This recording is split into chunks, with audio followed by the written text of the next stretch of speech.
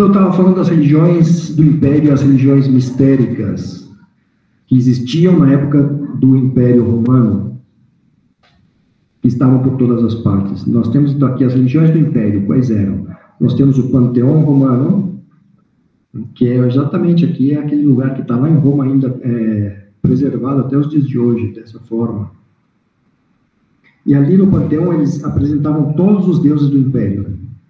Estava também o culto do imperador, onde se considerava que o imperador era Deus, e estavam as religiões domésticas com seus deuses, que eram Gênios, Lares e Penates, que eram os principais deuses domésticos. E outras coisas ainda, como astrologia, magia, adivinhação e oráculos. Mas todas esses cultos estavam muito decadentes. Ninguém realmente acreditava que o imperador era um deus mesmo. Ou o mesmo culto aos deuses do panteão romano, não é que levavam tão a sério. Eles faziam seus sacrifícios, faziam suas coisas, tipo para dar sorte, essas coisas que muita gente faz hoje também, com essas crenças, né, de superstições. É o que eles viviam esses deuses como superstições. Mas também estavam essas são as religiões do Império, as principais, mas estavam também as religiões mistéricas.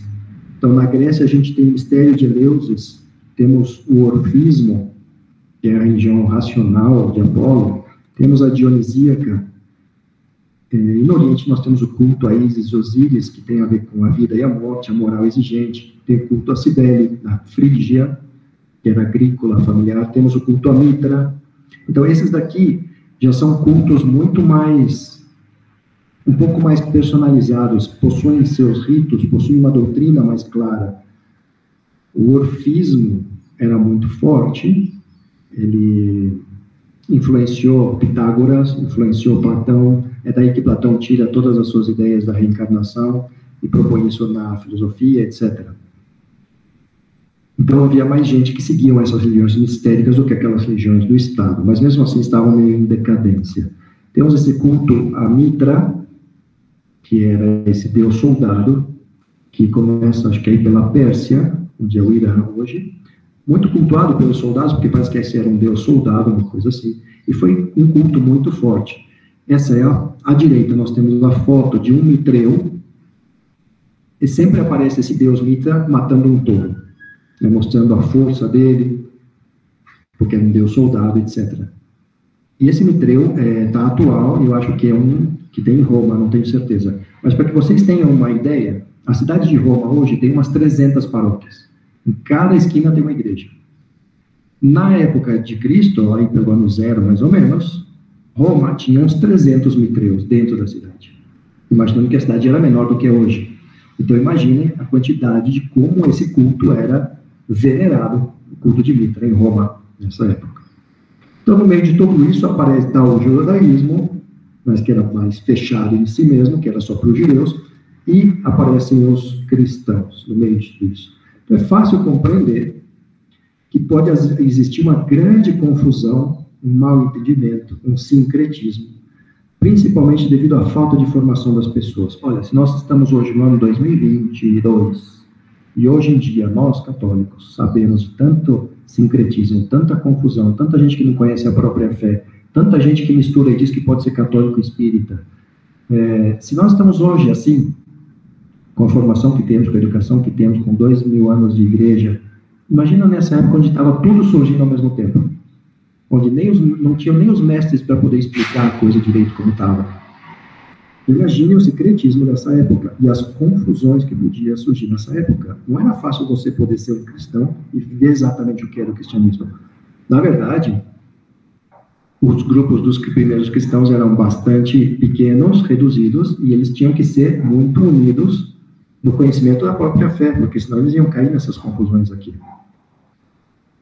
Se vocês prestam atenção, os mesmos padres da igreja, os primeiros bispos da igreja, às vezes santos, homens de Deus que defenderam a fé, muitos deles têm alguns erros doutrinais. Se eu olho hoje, se eu estudo eles com a doutrina definida da igreja hoje. Eu tenho aqui, mesmo Santo Irineu de Lyon, esse livro aqui é muito bom, é um santo da igreja, é santo, padre da igreja, e todas essas coisas. Se eu pego esse livro, tem algum errinho aqui dentro. Porque, por exemplo, ele fala do milenarismo, que possivelmente podia acabar o mundo em 1000 anos. Isso não é uma verdade católica hoje, aprovada e conhecida. Mas ele fala, não era fácil eles terem todos os conhecimentos da fé. Quase todos os padres da igreja tinham algum erro.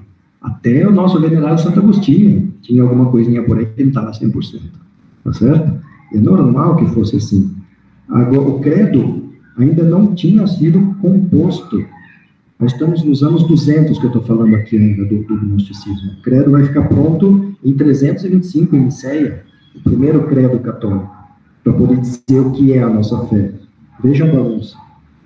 Porque vejam, o fato da nossa fé, que ela seja a mesma ainda, transmitida pelos apóstolos até os dias de hoje, então para que a gente hoje, 2000 anos depois na igreja, para que a gente acredite que o que Jesus disse foi o que ele disse, o que é a nossa fé, que ele transmitiu para os apóstolos, e que os apóstolos transmitiram de um para os outros dos bispos, e foram passando para nós através da igreja, do magistério e tudo isso, para que ela não chegue íntegra até os dias de hoje, 2000 anos depois, isso precisa de realmente um intervento maravilhoso, milagroso do Espírito Santo, porque não tem como entender.